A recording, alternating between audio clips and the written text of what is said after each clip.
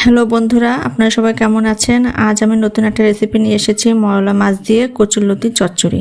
সাথে পেঁয়াজ কুচি, কাঁচামরিচ নিয়েছি। এবার আমি চুলাটা জ্বালিয়ে দিচ্ছি, কড়াইটা বসে দিব। এবার মাছের মধ্যে লবণ হলুদ দিয়ে মেখে নিব। কড়াইয়ের মধ্যে আমি তেল দিয়ে দিচ্ছি, তেল গরম হওয়া পর্যন্ত আমি অপেক্ষা করব।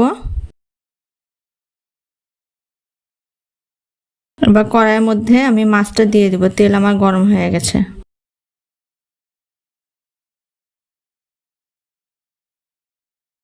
এভাবে রেসিপিটা রান্না করে আপনারা খেয়ে বলবেন কেমন হয়েছে। আমি খুব অল্প উপকরণ দিয়ে আমার এই রেসিপিটা করছি। আমার রেসিপিটাকে লাইক করবেন, কমেন্ট করবেন, সাবস্ক্রাইব করতেও ভুলবেন না। ভালো লাগলে আপনারা এই রেসিপিটা রান্না করে খেয়ে দেখবেন কেমন হয়েছে। মাছ ভাজা হয়ে গেছে, আমি মাছগুলোকে তুলে নিচ্ছি। এরপরে আমি তেলের মধ্যে পেঁয়াজ এবং কাঁচামরিচগুলো ছেড়ে দেব।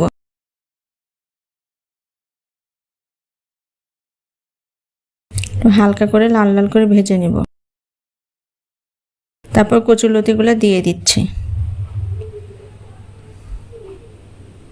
কচুরলতিগুলো আমি আগেই কেটে ধুয়ে রেখেছিলাম, সাথে কাঁচামরিচও দিয়ে দিলাম।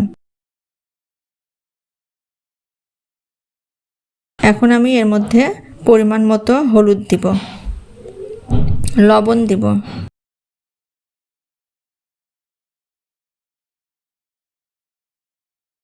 এখন নেড়ে চেড়ে নিচ্ছি।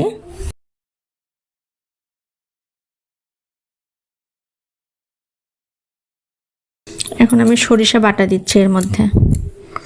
সামান্য পরিমাণে জল দিয়ে দিলাম, কারণ সরিষার পর জল দিতে হয়, নইলে তিতা হয়ে যায় তরকারি। এরপর মাছগুলোকে দিয়ে দিচ্ছি। স্বাদ মতো অল্প পরিমাণে একটু লবণ দিলাম, কারণ তখন আমার লবণ একটু কম হয়েছিল, আমি আর একটু পরিমাণে দিলাম। এখন আমি তুলে দেখছি, ঢাকনা প্রায় অনেকটাই জলটা টেনে নিয়েছে। এখন আমার চচ্চড়িটা হয়ে গেছে, আমি এখন নামিয়ে নেব চুলা থেকে। অনেক তেল ছেড়েছে, চচ্চড়িটা খেতে অনেক ভালো লাগবে। দেখুন অনেক তেল ছেড়েছে, দেখতেও খুব লোভনীয় হয়েছে।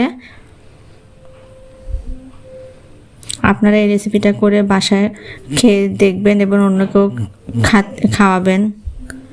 আমার রান্নার রেসিপিটা অন্যকে শেয়ার করে দিবেন। খেয়ে আমাকে কমেন্টে জানাবেন কেমন হয়েছে। লাইক এবং সাবস্ক্রাইব করতে ভুলবেন না। আপনাদের সবাইকে ধন্যবাদ।